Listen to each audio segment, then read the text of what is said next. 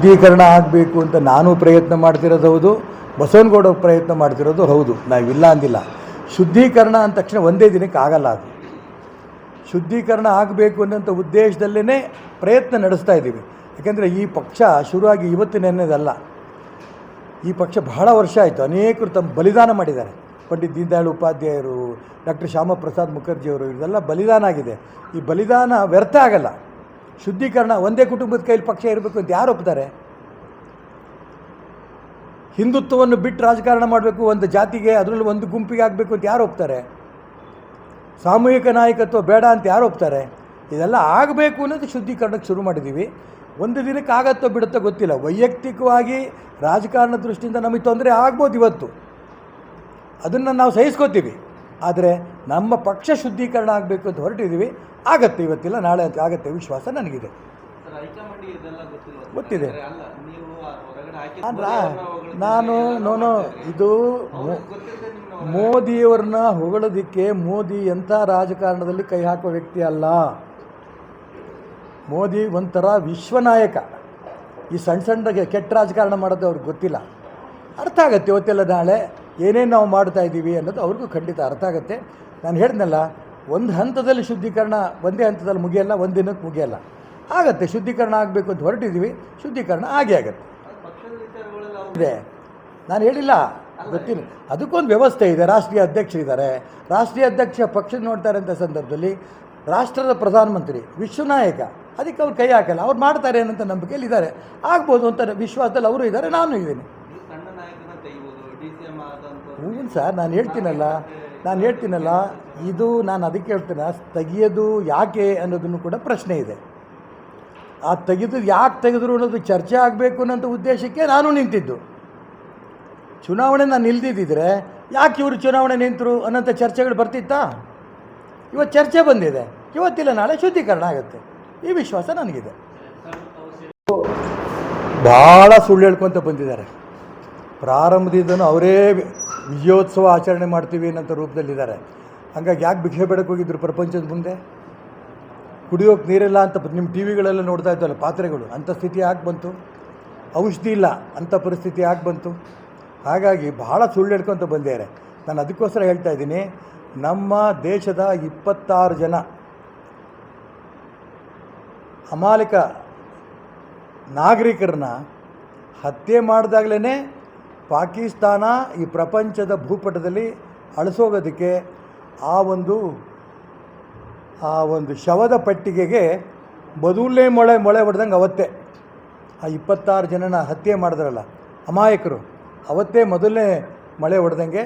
ಅದಾದ ನಂತರ ದೇಶದ ಸೈನಿಕರು ನುಗ್ಗಿದ್ದಾರೆ. ಆ ನಮ್ಮ ದೇಶದ ಪ್ರಧಾನಮಂತ್ರಿ ದಿಟ್ಟ ಹೆಜ್ಜೆ ಇಟ್ಟರು. 2 ದಿನದಲ್ಲಿ ಆ ಸಿಂಧೂ ನದಿಯ ಏನು ಒಪ್ಪಂದ ಇತ್ತು ಅದನ್ನು ರದ್ದು ಮಾಡಿ, ಪಾಕಿಸ್ತಾನಕ್ಕೆ ನಾವು ನೀರು ಕೊಡೋಲ್ಲ, ಪಾಕಿಸ್ತಾನದ ಜೊತೆ ನಮ್ಗೆ ಯಾವ ಸಂಬಂಧನೂ ಇಲ್ಲ, ಇದನ್ನು ಹೇಳಿ ಪ್ರಪಂಚದ ಮುಂದೆ ಭಾರತದ ಶಕ್ತಿಯನ್ನು ತೋರಿಸ್ಕೊಟ್ರು.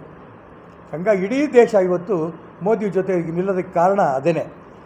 ಹಾಗಾಗಿ ಪಾಕಿಸ್ತಾನ ಇನ್ನೂ ನಾವು ಶಕ್ತಿಶಾಲಿಗಳಿದ್ದೇವೆ ಅನ್ನೋಂಥ ಪ್ರಯತ್ನ ನಡೆಸಿದ್ರೆ ಪ್ರಪಂಚದ ಮುಂದೆ ಆ ಪಾಕಿಸ್ತಾನ ಪ್ರಪಂಚದ ಭೂಪಟದಲ್ಲಿ ಇಲ್ಲ ಅನ್ನಂಗಾಗತ್ತೆ. ಪಾಕಿಸ್ತಾನ ಹೆಂಗೆ ನರಿ ಬುದ್ಧಿ ತೋರಿಸುತ್ತೋ, ಕೆಲವು ವ್ಯಕ್ತಿಗಳು ರಾಷ್ಟ್ರದ್ರೋಹಿಗಳಿದ್ದಾರೆ. ಹೊರಗಡೆ ರಾಷ್ಟ್ರದ್ರೋಹಿಗಳನ್ನ ಸೈನಿಕರು ಹೊಡೆದಾಕ್ತಾರೆ. ದೇಶದ ಒಳಗಿರೋಂಥ ರಾಷ್ಟ್ರದ್ರೋಹಿಗಳನ್ನು ರಾಷ್ಟ್ರಭಕ್ತರು ಗಮನಿಸ್ಬೇಕು. ಇದನ್ನು ದೇಶದ ಒಳಗಿರೋಂಥ ರಾಷ್ಟ್ರದ್ರೋಹಿಗಳಿಗೆ ಗಮನಿಸಿ ಅವ್ರ ಬಗ್ಗೆ ಏನು ಕ್ರಮ ತಗೋಬೇಕು ಅನ್ನೋದನ್ನು ಕ್ರಮ ತಗೋಬೇಕು.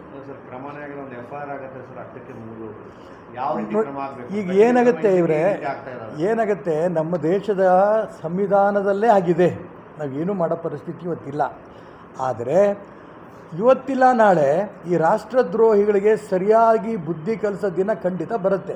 ನೀವು ಹೇಳೋದು ಸತ್ಯ. ಎಂಥ ರಾಷ್ಟ್ರದ್ರೋಹಿ ಕೂಡ ಬಾಂಬ್ ಹಾಕಿದನ್ನೂ ಕೂಡ ಕೋರ್ಟಲ್ಲಿ ಇಡ್ತಿದ್ದಂಗೆ 6 ತಿಂಗಳು, ವರ್ಷ, 2 ವರ್ಷಕ್ಕೆ ಬೇಲ್ ತೊಗೊಂಡು ಬಂದುಬಿಡ್ತಾರೆ. ಇಲ್ಲ ಅಂತ ನಾನು ಹೇಳಲ್ಲ.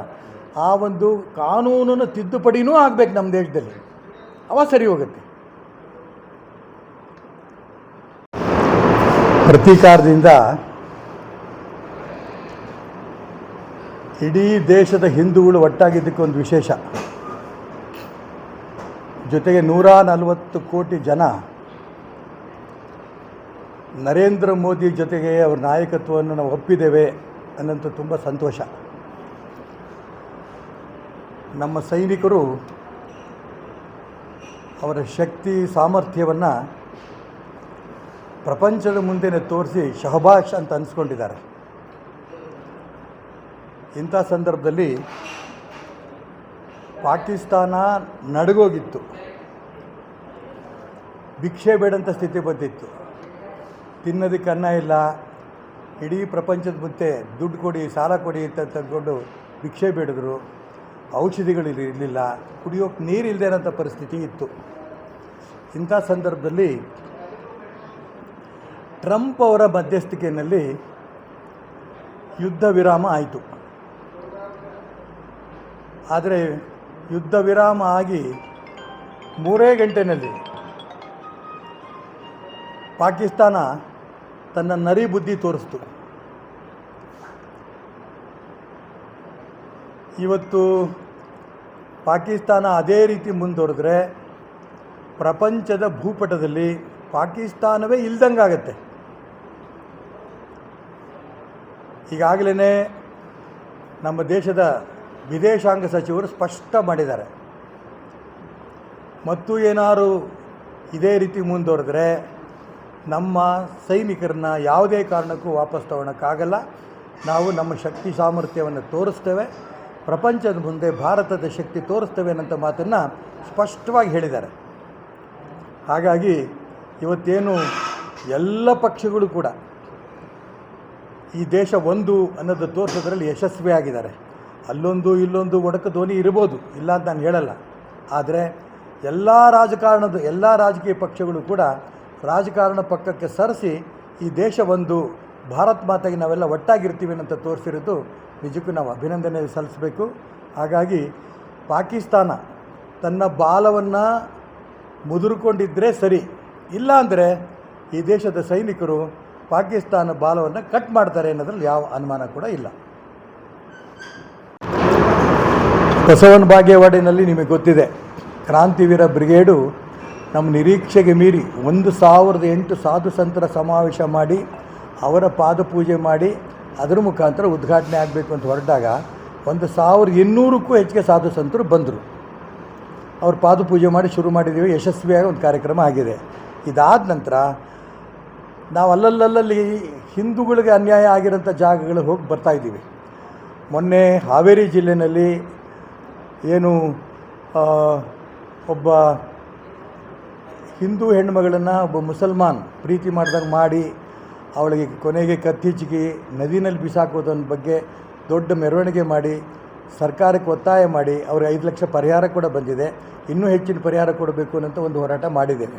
ಇದಾದ ನಂತರ ಸುಹಾಸ್ ಕೊಲೆ ಏನಾಯಿತು ಮಂಗಳೂರಿನಲ್ಲಿ, ಅಲ್ಲೂ ಕೂಡ ನಾವು ಹೋಗಿ ಅವರ ಕುಟುಂಬಕ್ಕೆ ಸಾಂತ್ವನ ಹೇಳಿ ಅಲ್ಲೂ ಕೂಡ ಹಣ ಕೊಟ್ಟು ಬಂದಿದ್ದೀವಿ.